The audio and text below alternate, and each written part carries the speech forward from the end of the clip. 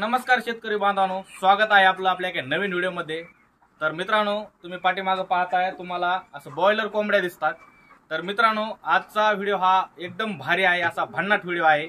तर मित्रांनो, सध्या आपण आहोत कारेगाव या गावामध्ये, तालुका पाटोदा, जिल्हा बीड। तर मित्रांनो, हे गाव आहे रायमापासून अवघ्या 5 किमी अंतरावरती।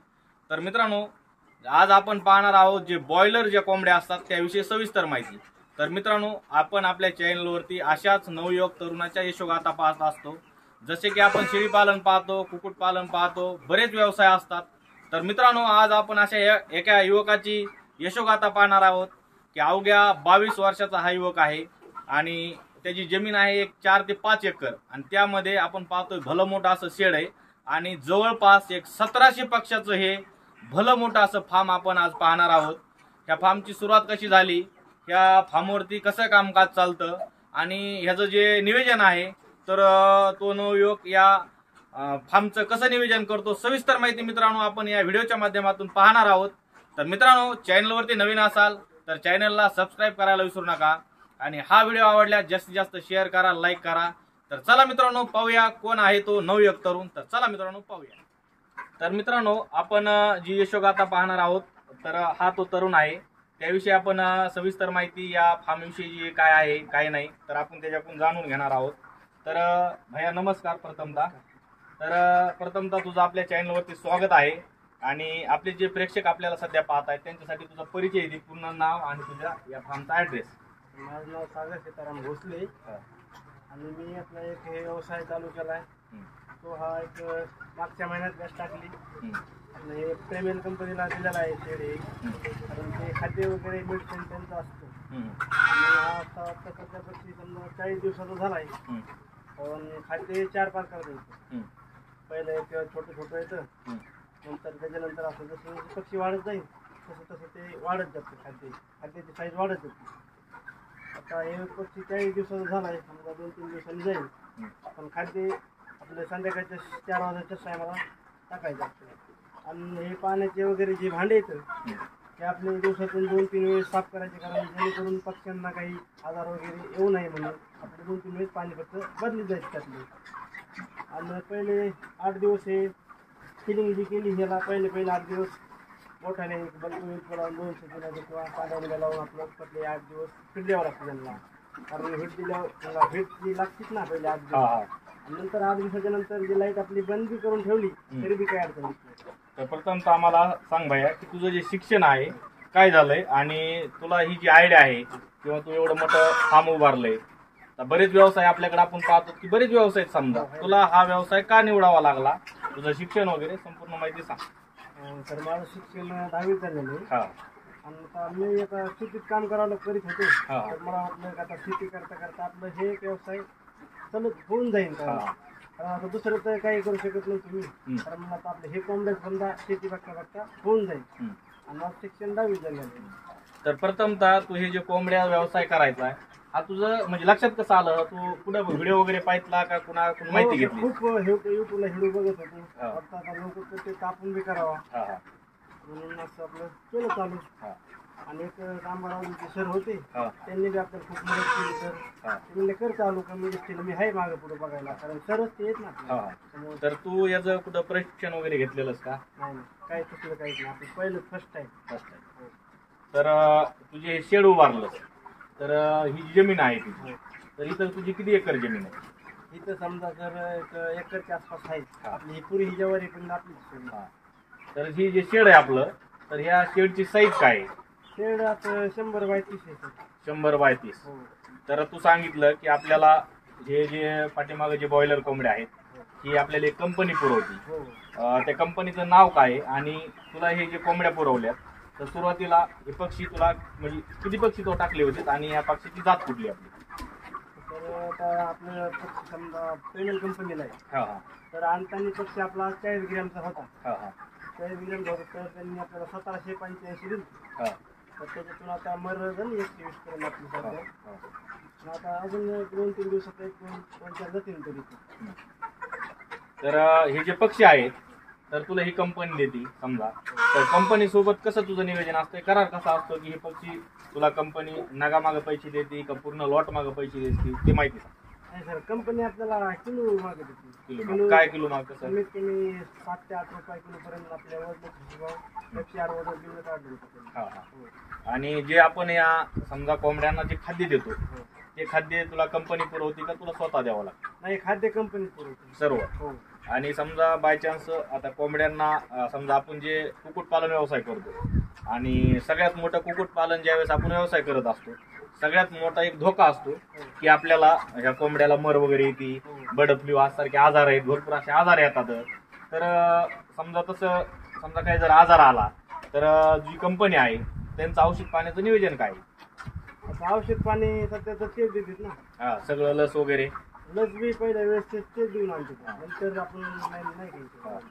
तर हा जो पक्षी आहे तुझ्याकडं तर हा पक्षी किती दिवसामध्ये तू जे ठरलेलं आहे कंपनी सोबत करा तर किती दिवसामध्ये हा पक्षी मोठा होतो विक्रीला आहे? तर पक्षी आता 40 ते 45 दिवसात होतं ते जेवून जातात कंपनीवर. 40 ते 45 दिवस. बरं, आता संपूर्ण तो यामध्ये सेटअप बनवलेला की या कोंबड्यांसाठी खाद्य ठेवलेलं आहे, पाण्याचं पण तो नियोजन केलेलं एकदम जबरदस्त असं नियोजन आहे. बाहेर समजा पाऊस जर आला तर साईडने पडदे पण टाकलेले. आता तू हे शेड बनवलंस तर ह्या शेडला सरासरी आपला खर्च किती आला आणि हा खर्च तू केला का कंपनी देते? नाही सर, कंपनी खर्च शेडचा स्वतः आपण केला. तर शेडला जवळपास माझ्या माहितीने 7.5 ते 8 लाख रुपये खर्च आला सगळा टोटल. तर हे जे 7.5 ते 8 लाख रुपये तुला खर्च आलाय तर यामध्ये तू लोन वगैरे केलंयस का म्हणजे कसं आहे? लोन केलेलं आहे तर 2 लाखाचं आपलं अण्णासाहेब पाटील महामंडळ त्याच्यातून केलेलं.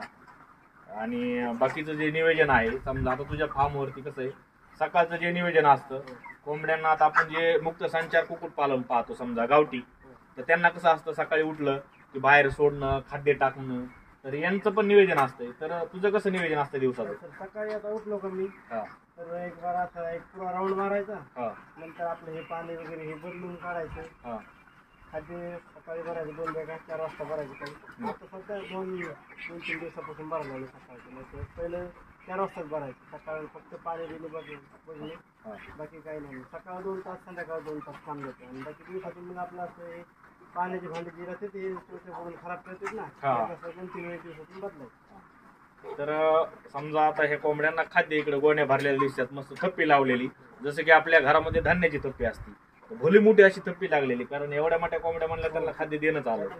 तर हे जे खाद्य आहे तर सरासरी दिवसाला ह्या 1700 पक्ष्यांना खाद्य किती लागतं आपल्याला? दिवसाला सर 6 बॅगा लागतात.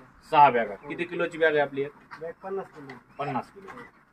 तर आम्हाला सांग की आता तू एवढा मोठा समजा प्लॅन टाकलास, खर्चही केलास आणि नवीन यामध्ये काहीतरी शिकतोय आणि तुझं जे हे कुक्कुटपालन आहे यामध्ये तू सांगितलं की तुझे फक्त 20 पक्षी मृत पावलेले समजा, जास्त काय यात मर वगैरे नाही झालेले.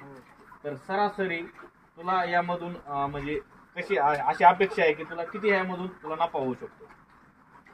मला कमीत कमी 40,000 रुपये उरते. 40,000. तर किती महिन्याचे हे? हे 40 दिवसाचे. 40 दिवसाचे. म्हणजे सरासरी एक आपलं 1.5 महिनाच म्हणायचं, 1.5 महिना धरून चाला, 1.5 महिना पण नाही, तर 40,000 रुपये. आणि यामध्ये तुझा 0 बजेट खर्च फक्त तू बनवलेलं शेड. तर आम्हाला सांग की आता तू हे जे भांडे वगैरे बनवलेलं आता हे पाईप म्हणजे टाकलेले पाण्यासाठी, तर हे आता तुझं जमीन अशी खडकाळ दिसते, साईडने सगळा डोंगर पट्ट्याचा भाग आहे आणि उंच वाट्यावरचा हा भाग आहे. तर या कोंबड्यांसाठी पाण्याचं कसं नियोजन आहे तुझं? पाण्याचं बोरणी. बोरणी कुठं आपल्या इथे शेतामध्ये बोर आहे का? पाणी वगैरे आहे त्याला? तर आम्हाला सांग आता तू हे पक्षी समजा तयार केले, आता यामध्ये खाली आपण उभा राहिलो तर यामध्ये भुस्सा टाकलेला आहे, खडी पण टाकलेली, तर हे जे टाकलेलं आहे समजा खाली, तर ह्याची स्वच्छता वगैरे करायला लागते का बॅच झाल्याच्या नंतर? आता हे सगळं तू करणार का कंपनी? नाही, हे आपण करणार, हे आपणच करणार आणि विकणार, नंतर विकत आपण करणार. म्हणजे ह्याचं जे खर्च आहे समजा बेनिफिट तुला जे राहणार ते तुलाच का कंपनीला? नाही, आपल्याला हे एकूण आपण दुसरं बिस्कट आणि हे पण आपलं एकूण 4-5 हजार रुपये आपल्याला भेटतात.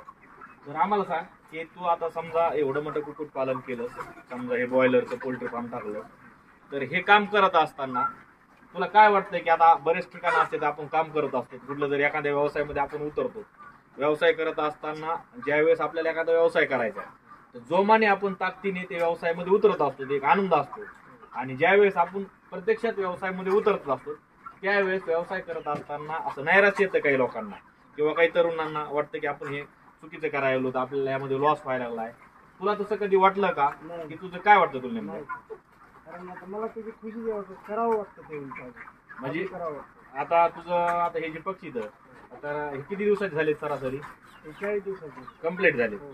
आता कंपनी येणार हो. आणि वजन करून ते पक्षी घेऊन जाणार. घेऊन येणार. आता तुझी ही पहिली बॅच आहे की आम्ही आधी तू टाकली होती? पहिली first time. First time batch आहे. बरं, आता आम्हाला सांग की तू सांगितलं होतं की कंपनीचेच माणसं येतात त्याला लसीकरण वगैरे करतात. हो. तर जे लसीकरणचं समजा असतं तर याला जे औषध देतात ते औषध कसं दिलं जातं?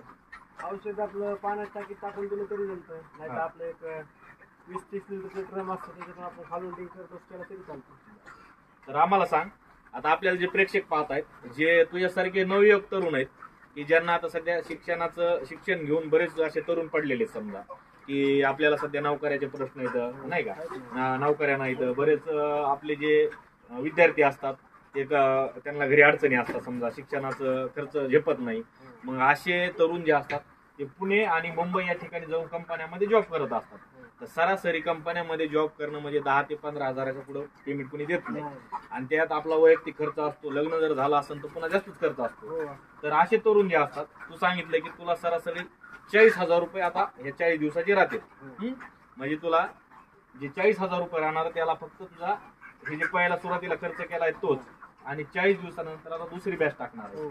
तर त्या तरुणासाठी हा जो बिझनेस आहे, व्यवसाय आहे, हा करण्यासाठी योग्य आहे का? ते आपल्या तरुणाला काय सांगतील? त्यांना तर सर मी सांगेन की त्यांनी आवडीनं करावा, हा व्यवसाय चांगला आहे. हा. करावं त्यांनी.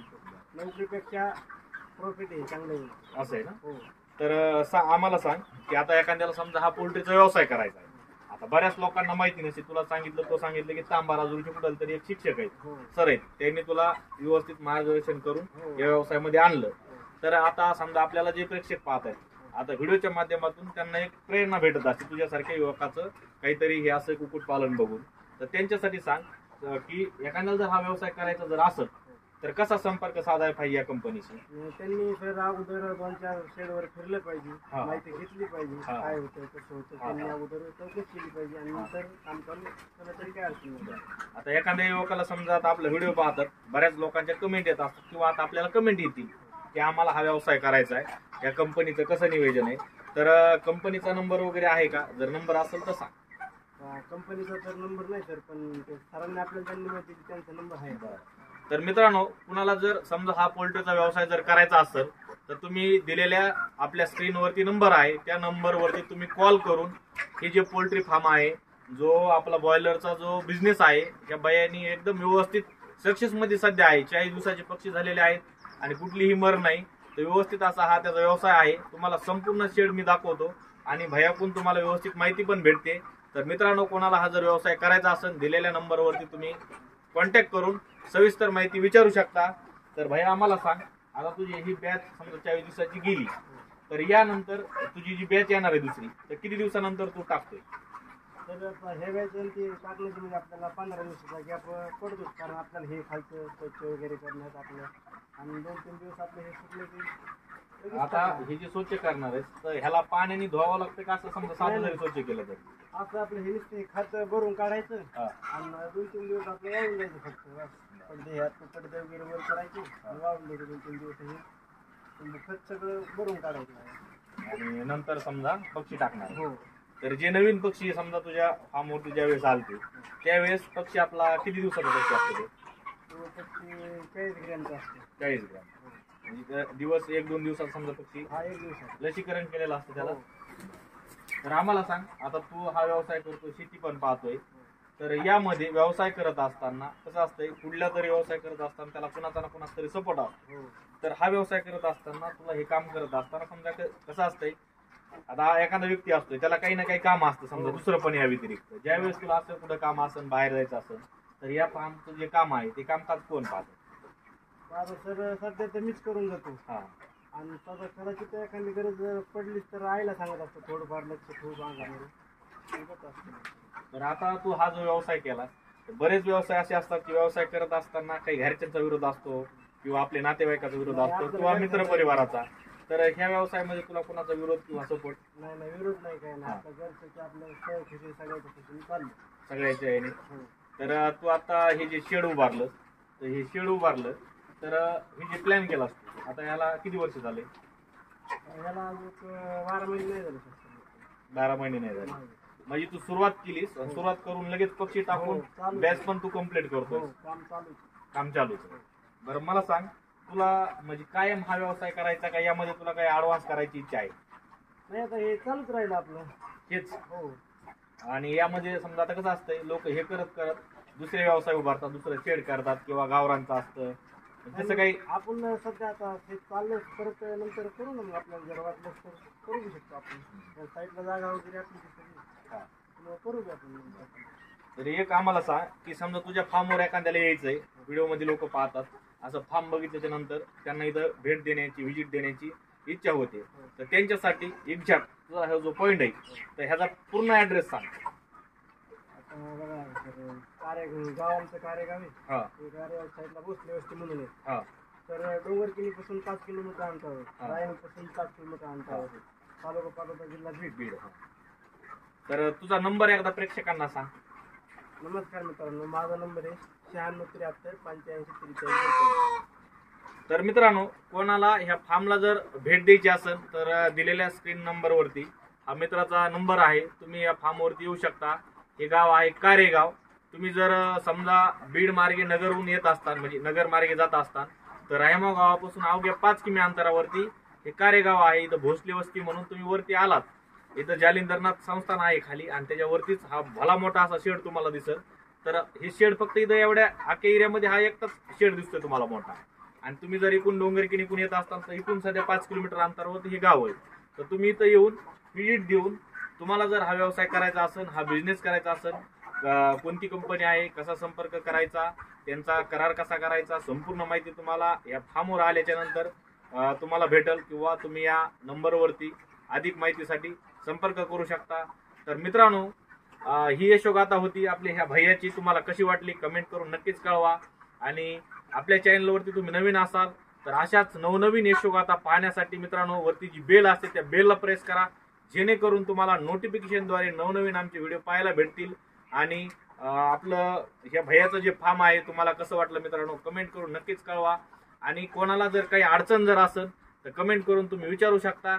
आणि मित्रांनो, तुमचं कुठं फार्म असेल तर तुमच्या फार्मचा जर व्हिडिओ बनवायचा असेल, किंवा तुमचा इतर व्यवसाय असेल त्याचा जर व्हिडिओ बनवायचा असेल, दिलेल्या समजा स्क्रीनवरती आपला नंबर आहे, त्यावर कॉन्टॅक्ट करून तुम्ही तुमच्या फार्मचा व्हिडिओ बनवू शकता. तर चला मित्रांनो, भेटूया अशाच माहितीपर व्हिडिओमध्ये. तोपर्यंत काळजी घ्या मित्रांनो, भेटूया लवकरच नवीन व्हिडिओसह नवीन टॉपिकमध्ये. तर नमस्कार मित्रांनो.